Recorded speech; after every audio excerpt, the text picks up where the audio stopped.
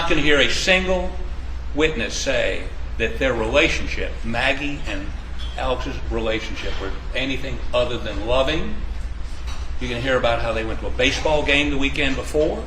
You're going to hear about their relationship. You're going to see texts and emails indicating a loving relationship. Hello and welcome to True Crime Rocket Science, the most authentic voice in true crime. What if those words are true? What if Alex Murdaugh did love his youngest son? What if Alex Murdaugh did still love his wife? What if those words are true? Then how do we get to motive? Are they mutually exclusive? Him loving his wife and perhaps child, right? Is that mutually exclusive with a potential motive? What do you think? Can you love someone but also love, let's say, money? Can you love someone but love money more? Or love something else more? Now, motive is the toughest area in true crime to get right. Conversely, motive is the easiest area in true crime to get wrong. It's easy to confidently say what the motive is and for it to sound right, but be completely wrong about it.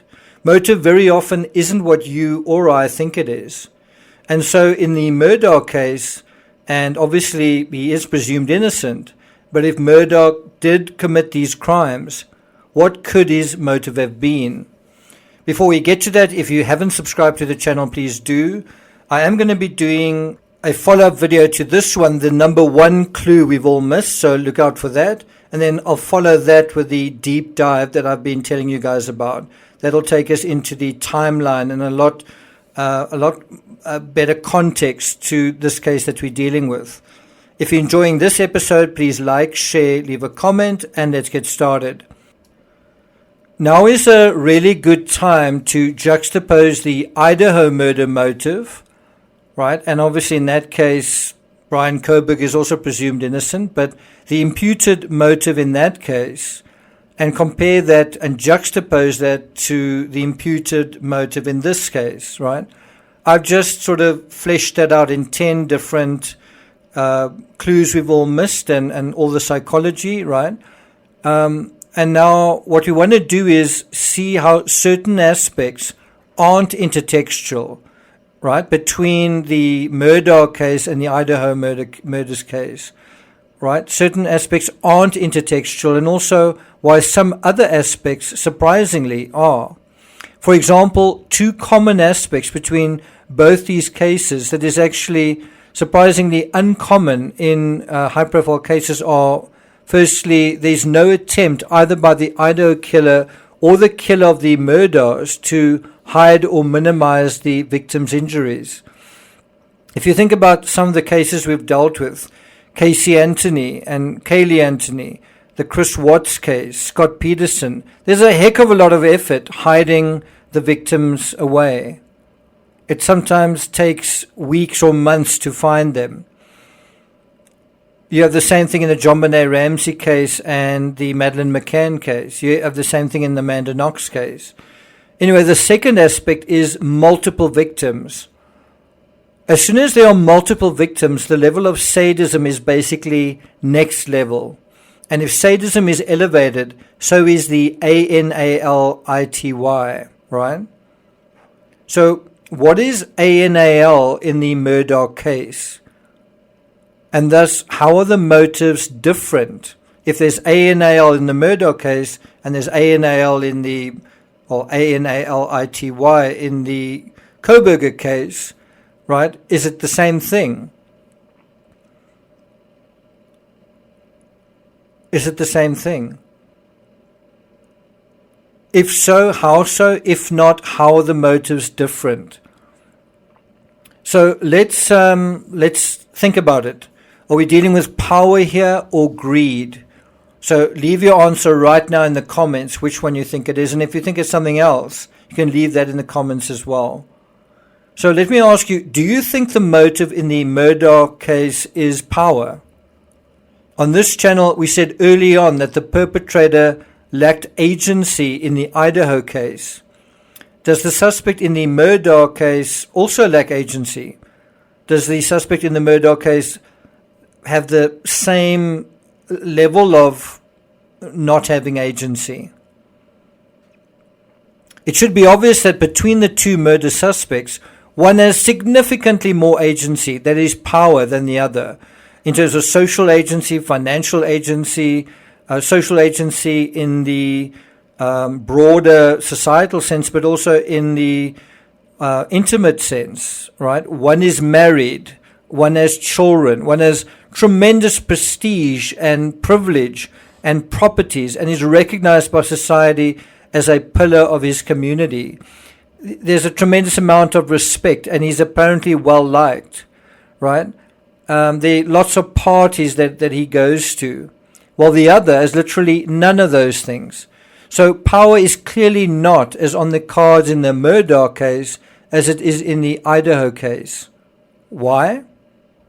Can you answer that question? Why is power not so much on the cards in the Murdaugh case? Because it's already there, because he already has it. But that's not to say there isn't any power struggle here whatsoever. There is. Also, in virtually every murder case, power is a factor, right? So you can't really say it's not about power at all. Power plays some sort of underlying or overarching role in motive. In the Chris Watts case, the power play was around an introvert who had ceded control of his life, his money, and his marriage to his wife. And that crime was a very rough and simple and sadistic way of instantly regaining control of his life. There is a sense of that same kind of thing, instantly regaining control, in the Murdaugh case and the Idaho case as well.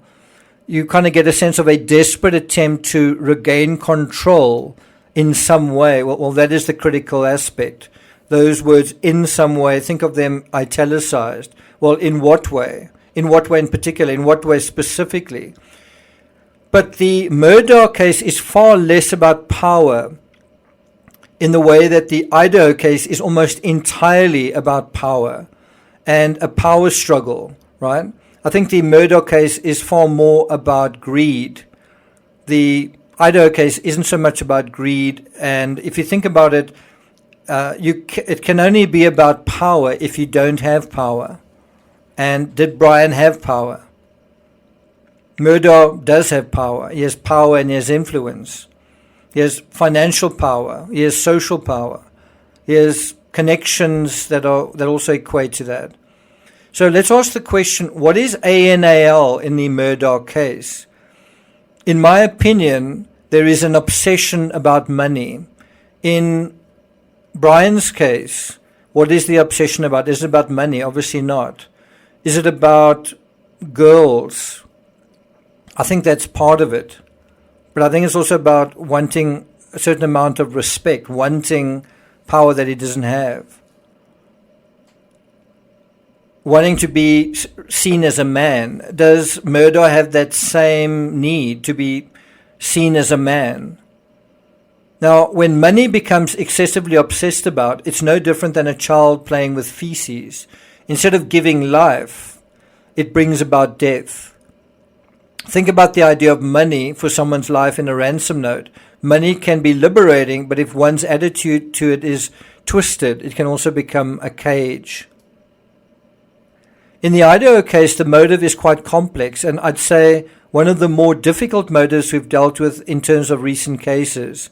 I think the motive in the Laurie Vallow case is, in a sense, similarly complex, especially if you're not familiar with the particular belief system, culture, or the identity of the suspect, or the dynamics. Not so in the Murdaugh case, that's in my opinion. Because Murdaugh faces over 100 additional charges, all or most related to financial crimes, we can see that the murders he's accused of are almost all peripheral to all of that. So we can also clearly see a life lived in excess. There are plenty of parties, there's plenty of preening, and plenty of assets. If Koberger's story elicits ugly ducklings and white swans, that idea. Murdaugh's story is more about preening peacocks that are enjoying the extravagant plumage and only wanting more. Unlike so many other high-profile cases, unlike Amanda Knox, Chris Watts, Oscar Pistorius, O.J. Simpson, Henry van Murdaugh, Scott Peterson, Murdaugh basically had a record of charges leading up to the murder charges. And those dozens, ultimately more than 100 smaller crimes, add up to more than 8.5 million in what looks like ill-gotten gains. Besides all of this, when last did we see a wealthy, well-connected suspect? Probably either the Rebecca Zahau case, which I've written 2 books about, which involved a billionaire, and look at the outcome of that case. And prior to that, maybe one could say the Ramsey case. Additionally, the allegation that Murdaugh tried to fake his own death 3 months after the murders, just that concept suggests his primary focus isn't about power. It's not about being seen to be powerful. I don't think it's even about control. So one does get the sense of, faking his own death. What is he trying to get away with? What is he trying to take with him? Doesn't the primary focus seem to be about greed and holding on to potential ill-gotten gains? Does that make sense? So you can see, although power is on the cards here as part of a potential motive, and look at how at the same time Alex Murdaugh suddenly makes the news, right? After being sort of invisible in the background, it coincides with his father's death as well. As soon as the patriarch in the story disappears, the middle son appears. And suddenly the tsunami that has been building up can no longer be held back. Well, a tsunami of what? A tsunami of wanting power, or a tsunami of wanting something else? So, in my opinion, if emasculation and power are the driving forces in the Koberger motive, the imputed motive in that case, then I think entitlement and greed are the possible conveyors in the Murdaugh case. What do you guys think? Do you see how motive isn't one size fits all, but there are subtle differences because people and their situations and their psychologies differ? And that is because their relative agencies differ. The relative agencies between Brian Koberger and Alec Murdaugh are totally different. Also, if you say that narcissism is a factor in all of these cases, and it is, you aren't really saying anything about these individuals that isn't true of all individuals. Narcissism is a part of ordinary psychology, so it seldom says anything meaningful about criminal psychology. In normal narcissistic terms, all of us are greedy in some way. All of us want to improve our power in some way, or influence in some way. But in criminal psychology, the psychology of the animal is very different. These impulses go far beyond the norm, and that is the problem where you listen to some analysis and you say, but I wouldn't do that. But we're talking about criminal psychology, not your psychology. It's not the same thing. The power struggle becomes pathological, right, in a criminal sense. Why? Because it's so extreme. In fact, there you have the very definition of pathological. Pathological means extreme. Think about a pathological liar, someone who lies an extreme amount. Now, the same applies to greed. You might have someone who's greedy. They, greedy in a certain way. Maybe they've stolen a little bit of money. Maybe they shoplift or something. But when you've stolen almost $10 million, that isn't ordinary selfishness. Some people might be satisfied with stealing whatever, $10,000, $100,000, $1 million. $10 million is quite a lot, right? And it makes one wonder, is that just selfishness or is it obsessive? Is that also something feeding an addiction? And so do you see it's the extreme level of these otherwise ordinary driving forces. It's ordinary driving forces to the normal person, but it's taken to an extreme level, and that leads to something criminal. and the inevitable bloodbath on the other side of it. So what is feeding into these extreme levels? Well, I think a possible answer, and even possibly a probable answer, is drug use or drug addiction. In both these cases, in both the Idaho case and the Murdaugh case, we know that they are both part of the narrative. The question is how much. It basically takes all human feelings, emotions, and whatnot to an extreme level. Drugs, that is when someone's very addicted. Drugs also seem to be a common thread tying similar motives together in both cases. But in one case, drugs supercharge a need for power, while in another, drugs maybe supercharge a need for greed. And what promise do drugs offer but cannot deliver?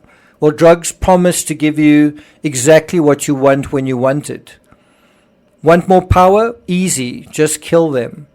Want more money? Easy, just kill them. Except real life isn't quite as simple or easy, is it? Thank you for listening, and I'll see you guys next time.